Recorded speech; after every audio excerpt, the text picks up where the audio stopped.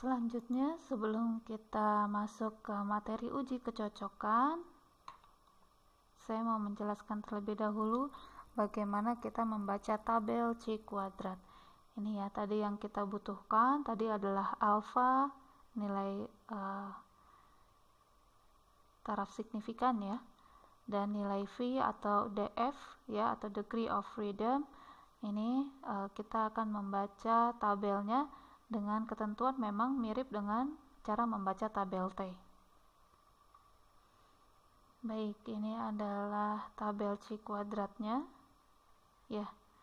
Ini perhatikan bahwa memang mulai dari 0 ya, dia akan selalu bernilai positif.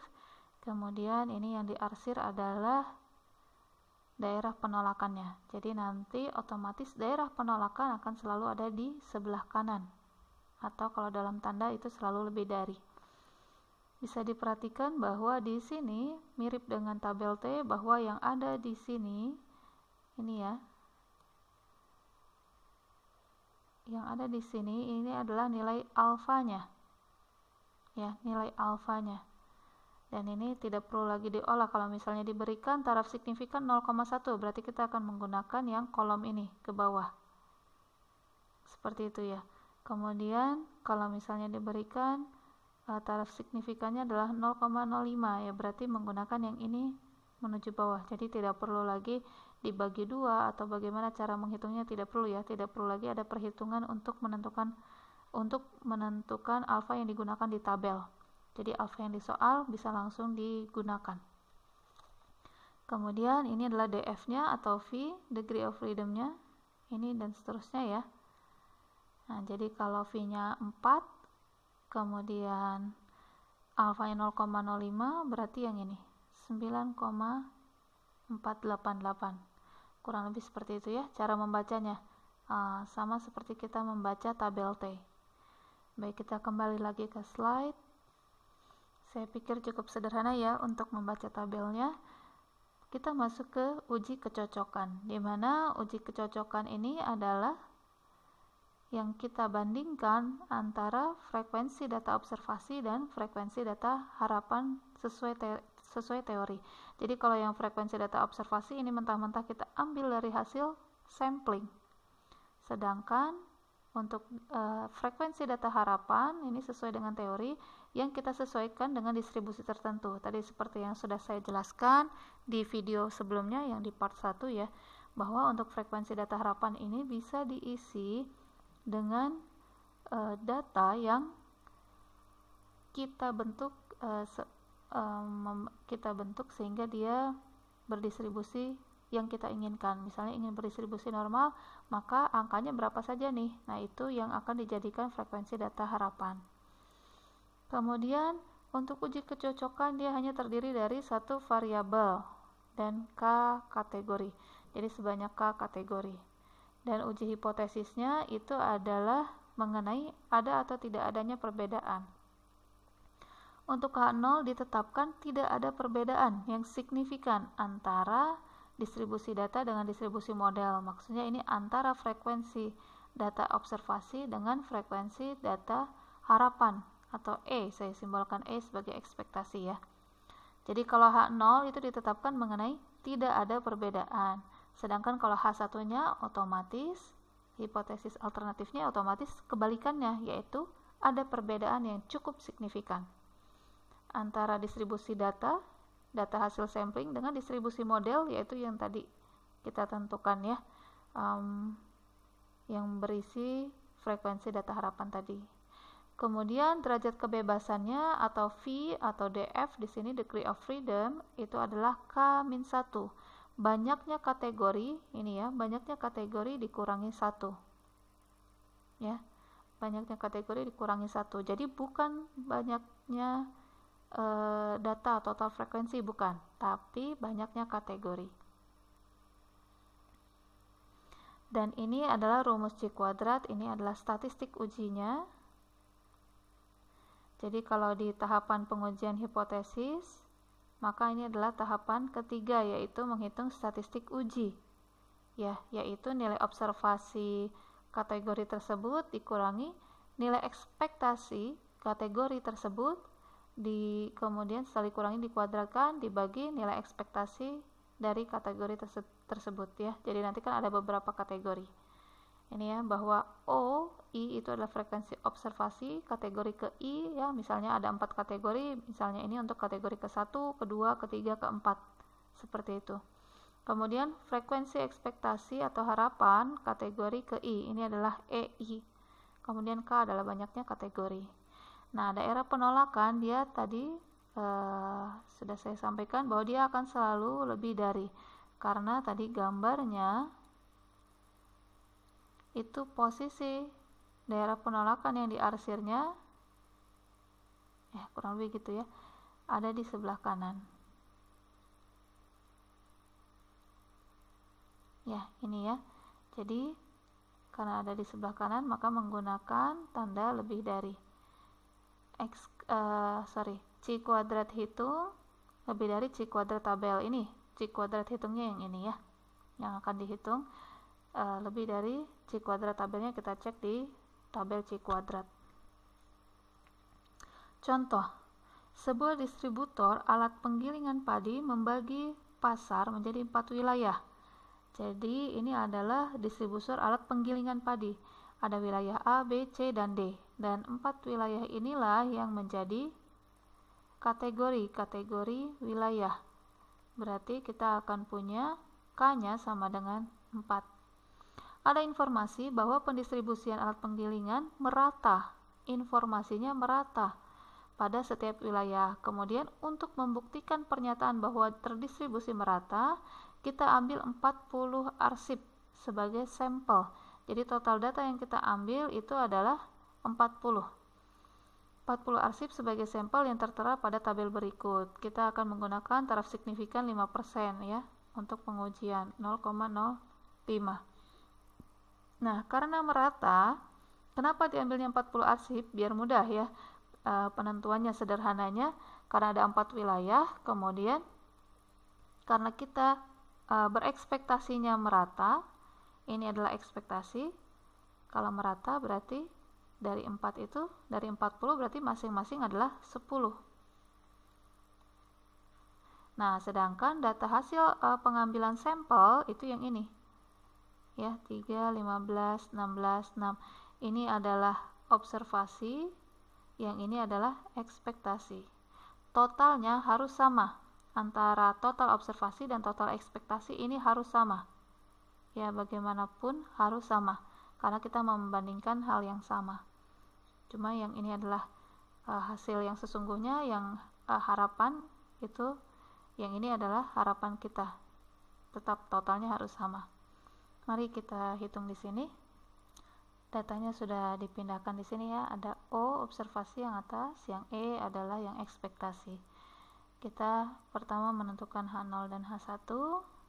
Tadi H0 dan H1 nya sudah ditentukan, yaitu yang H0 tidak ada perbedaan. Tidak ada perbedaan yang signifikan.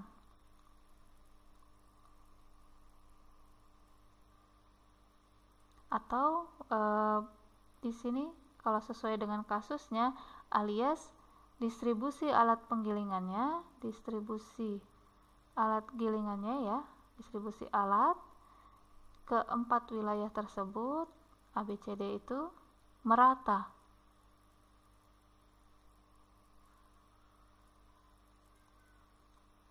Ini saya bahasakan sesuai dengan kasusnya ya, merata. Jadi kalau tidak ada perbedaan kan berarti merata ya, 10 semua di sininya. Sedangkan untuk H1 itu ada perbedaan signifikan. Kan seperti itu ya tadi. Saya kembali lagi ke sini untuk mengingatkan. Nah, ini H0-nya tidak ada perbedaan, berarti kalau yang tadi berarti antara wilayah ABCD tidak ada perbedaan alias merata, sedangkan kalau ada perbedaan berarti tidak merata. Ya, jadi distribusi alat penggilingan ke 4 wilayah tersebut tidak merata. Selanjutnya, tadi untuk tahapan keduanya alfanya adalah 0,05 tadi yang diberikan ya, taraf signifikannya adalah 5%. Lanjut ke tahap 3 yaitu statistik uji. Karena kita menggunakan uji C kuadrat, kita menggunakan rumus yang tadi. Saya tulis di sini rumusnya. Ini ya, C kuadrat sama dengan observasi dikurangi ekspektasi dibagi ekspektasi. Oh maaf, ini dikuadratkan. Untuk masing-masing kategori. Ya, observasi ini ya. Ini sigma ya. Sigma ini yang tadi saya pindahkan ke sini untuk rumusnya. Nah, berarti kita akan menghitung masing-masing kategorinya. Begini caranya ya. Ini C kuadrat hitung. Observasi kurangi ekspektasi dari kategori A. Kategori A 3 kurangi 10. 3 kurang 10 kuadrat dibagi ekspektasinya 10. Kemudian lanjut kategori B, yaitu 15. Observasinya 15 kurangi ekspektasinya 10, ini ya. Kuadrat bagi 10. 10-nya ini ekspektasi. Ini karena kebetulan sama semua ya. Jadi jangan bingung. Kemudian yang kategori C yaitu 16 kurangi 10 kuadrat. Ekspektasinya kan 10 ya. Jadi ini dibagi 10. Dan terakhir yang D adalah 6 kurangi 10 dikuadratkan dibagi 10. Oke, ini dihitung ya. 7 kuadrat 4,9 dan seterusnya ya. Ini kita hitung hasilnya adalah 12,6. Ini kita keep untuk tahapan ketiga. Kita lanjut dulu ke tahapan keempat. Karena kita menggunakan distribusi C kuadrat ya, maka daerah penolakannya tadi dia selalu lebih dari C kuadrat hitung itu lebih dari C kuadrat tabel ya. C kuadrat tabel itu apa tadi? Yaitu C kuadrat alfa V atau DF ya. Saya menggunakan notasi DF di sini, yaitu alfanya tadi adalah 0,05, DF-nya K kurangi 1. K-nya kategorinya kita punya 4. Berarti kurangi 1 di sini 3. Nah, ini kita lihat di tabel. Nah, di sini ya. Ini untuk ini untuk alfanya 0,05 dan DF-nya tadi 3, berarti 7,815 yang ini ya. Ini yang akan kita gunakan. Oke, 7,815.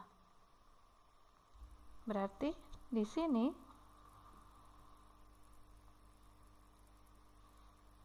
yang mau kita teliti C kuadrat hitungnya lebih dari 7,815 daerah penolakannya ya. Atau kalau saya tulis kembali aturan keputusan, kita akan menolak H0 keputusan, kita akan tolak H0 jika memenuhi itu tadi ya, C kuadrat H-nya itu lebih dari 7,815. Nah, dalam kondisi lain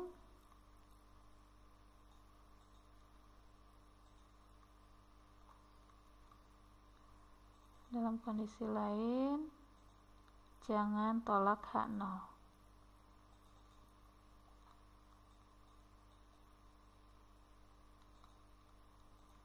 Sekarang baru di tahapan kelima kita cek ya, kita menolak H0 atau enggak. Kita bandingkan nih C kuadrat H. Nah, ini berarti 12,6. Apakah masuk daerah penolakan? Apakah dia lebih dari 7,815? Ternyata lebih dari, kan ini 12 ya, yang ini 7, oleh karena itu keputusannya kita tolak H0 karena H0 ditolak atau tolak H0 ya, karena tadi C kuadratnya masuk ke daerah, C kuadrat H-nya masuk ke daerah penolakan.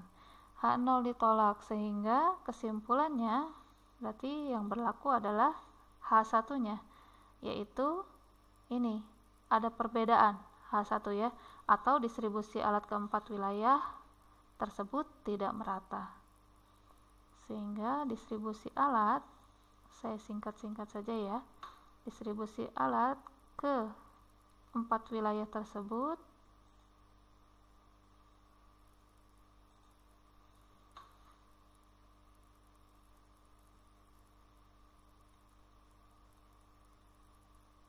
ya tidak merata. Ya, gitu ya, kurang lebih. Ini adalah kesimpulannya. Karena H0-nya ditolak, berarti dia ada perbedaan antara kan kita tadi ekspektasinya dia terdistribusi merata ya, semuanya 10 10 10 kalau dari sampel 40. Tapi ternyata perbedaannya cukup signifikan sehingga H0 ditolak, sehingga distribusi alat kepada yang didistribusikan ke 4 wilayah tersebut tidak merata. Itu kesimpulannya. Oke, kemudian ini adalah latihan soal yang dikerjakan menggunakan uji kecocokan sesuai contoh 1 tadi yang sudah kita bahas. Silakan dikerjakan dan dikumpulkan di tugas 4 yang ada di LMS.